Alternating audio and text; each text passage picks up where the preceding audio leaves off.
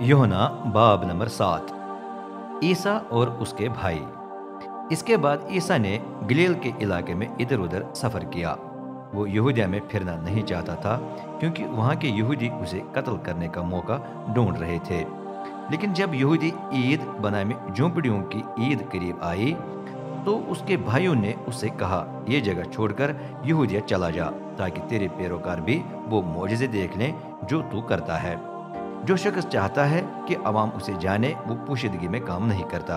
अगर तू इस किस्म का मौजज़ाना काम करता है तो अपने आप को दुनिया पर जाहिर कर। असल में ईसा के भाई भी उस पर ईमान नहीं रखते थे।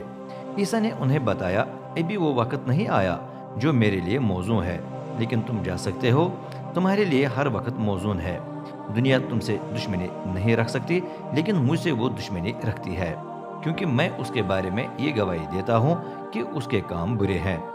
तुम खुद ईद पर जाओ, मैं नहीं जाऊँगा, क्योंकि अभी वो वक्त नहीं आया जो मेरे लिए मौजूद है। ये कहकर वो गलील में ठहरा रहा। ईसा झोंपड़ियों की ईद पर। लेकिन बाद में जब उसके भाई ईद पर जा चुके थे तो वो भी गया, अगरचे एलानिया नहीं बल्कि खुफिया तौर पर। यहूदी ईद के मौके पर उसे तलाश कर रहे थे। वो पूछते रहे, वो आदमी कहाँ है? हुजूम में से कई लोग ईसा के बारे में बुड़बड़ा रहे थे। बाज ने कहा वो अच्छा बंदा है, लेकिन दूसरों ने एतराज किया, नहीं वो अवाम को बहकाता है। लेकिन किसी ने भी उसके बारे में खुलकर बात न की, क्योंकि वो यहूदियों से डरते थे। ईद का आधा हिस्सा गुजर चुका था जब ईसा बैतुल मुक़द्दस में जाकर तालीम देने लगा। उसे सुनकर यहूदी हैरत ज़दा हुए और कहा, ये आदमी किस तरह इतना इल्म रखता है, हालांकि इसने कहीं से भी तालीम हासिल नहीं की। ईसा ने जवाब दिया, जो तालीम मैं देता हूँ वो मेरी अपनी नहीं बल्कि उसकी है जिसने मुझे भेजा। जो उसकी मर्जी पूरी करने के लिए तैयार है वो जान लेगा कि मेरी तालीम खुदा की तरफ से है या कि मेरी अपनी तरफ से। जो अपनी तरफ से बोलता है वो अपनी ही इज्जत चाहता है, लेकिन जो अपने भेजने वाले की इज्जत व जलाल बढ़ाने की कोशिश करता है वो सच्चा है और उसमें नाराज़गी नहीं है। क्या मूसा ने तुमको शरीयत नहीं दी, तो फिर तुम मुझे कत्ल करने की कोशिश क्यों कर रहे हो? हुजूम ने जवाब दिया, तुम किस बदरू की गिरफ्त में हो? कौन तुम्हें कत्ल करने की कोशिश कर रहा है? ईसा ने उनसे कहा, मैंने सिबत के दिन एक ही मौजज़ा किया और तुम सब हैरत ज़दा हुए, लेकिन तुम भी सिबत के दिन काम करते हो। तुम उस दिन अपने बच्चों का खतना करवाते हो और ये रस्म मूसा की शरीयत के मुताबिक ही है, अगरचे ये मूसा से नहीं बल्कि हमारे बाप दादा इब्राहिम, इसहाक और याकूब से शुरू हुई, क्योंकि शरीयत के मुताबिक लाजिम है कि बच्चे का खतना 8वें दिन करवाया जाए, और अगर ये दिन सिबत हो तो तुम फिर भी अपने बच्चे का खतना करवाते हो ताकि शरीयत की खिलाफ वर्जी न हो जाए। तो फिर तुम मुझसे क्यों नाराज हो कि मैंने सिबत के दिन एक आदमी के पूरे जिस्म को शफा दी? ज़ाहिरी सूरत की बिना पर फैसला न करो, बल्कि बातनी हालत पहचान कर मुनसिफाना फैसला करो। क्या ईसा ही मसीह है? उस वक्त यरूशलेम के कुछ रहने वाले कहने लगे, क्या ये वो आदमी नहीं है जिसे लोग कत्ल करने की कोशिश कर रहे हैं? ताहम वो यहाँ खुलकर बात कर रहा है और कोई भी उसे रोकने की कोशिश नहीं कर रहा। क्या हमारे रहनुमाओं ने हकीकत में जान लिया है कि ये मसीह है? लेकिन जब मसीह आएगा तो किसी को भी मालूम नहीं होगा कि वो कहाँ से है। ईसा बैतुल मुक़द्दस में तालीम दे रहा था। अब वो पुकार उठा, तुम मुझे जानते हो और ये भी जानते हो कि मैं कहाँ से हूँ, लेकिन मैं अपनी तरफ से नहीं आया। जिसने मुझे भेजा है वो सच्चा है और उसे तुम नहीं जानते, लेकिन मैं उसे जानता हूँ, क्योंकि मैं उसकी तरफ से हूँ और उसने मुझे भेजा है। तब उन्होंने उसे गिरफ्तार करने की कोशिश की, लेकिन कोई भी उसको हाथ न लगा सका, क्योंकि अभी उसका वक्त नहीं आया था। तो भी हुजूम के कई लोग उस पर ईमान लाए, क्योंकि उन्होंने कहा, जब मसीह आएगा तो क्या वो इस आदमी से ज्यादा इलाही निशान दिखाएगा? पहरेदार उसे गिरफ्तार करने आते हैं। फरीसियों ने देखा कि हुजूम में इस किस्म की बातें धीमी धीमी आवाज के साथ फैल रही है, चनाचे उन्होंने रहनुमा इमामों के साथ मिलकर बैतुल मुक़द्दस के पहरेदार ईसा को गिरफ्तार करने के लिए भेजे।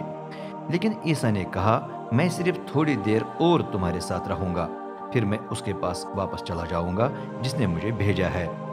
उस वक्त तुम मुझे ढूंढोगे मगर नहीं पाओगे, क्योंकि जहां मैं हूं वहां तुम नहीं आ सकते। यहूदी आपस में कहने लगे, ये कहां जाना चाहता है? जहां हम उसे नहीं पा सकेंगे। क्या वो बैरून मुल्क जाना चाहता है, वहां जहां हमारे लोग यूनानियों में बिखरी हालात में रहते हैं? क्या वो यूनानियों को तालीम देना चाहता है? मतलब क्या है जब वो कहता है तुम मुझे ढूंढोगे मगर नहीं पाओगे, और जहां मैं हूं वहां तुम नहीं आ सकते।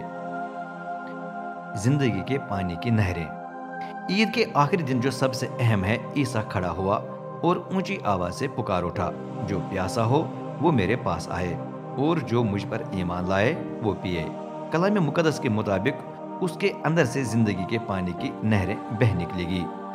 जिंदगी के पानी से वो रूहुल कुद्दुस की तरफ इशारा कर रहा था, जो उनको हासिल होता है जो ईसा पर ईमान लाते हैं। लेकिन वो उस वक्त तक नाजिल नहीं हुआ था क्योंकि ईसा अब तक अपने जलाल को न पहुंचा था। सुनने वालों में ना इत्तेफाकी। ईसा की ये बातें सुनकर हुजूम के कुछ लोगों ने कहा, ये आदमी वाकई वो नबी है जिसके इंतजार में हम हैं। दूसरों ने कहा, ये मसीह है। लेकिन बाज ने एतराज किया, मसीह गलील से किस तरह आ सकता है? पाक कलाम तो बयान करता है कि मसीह दाऊद के खानदान और बैतुल्लहम से आएगा, उस गांव से जहां दाऊद बादशाह पैदा हुआ। यूं ईसा की वजह से लोगों में फूट पड़ गई।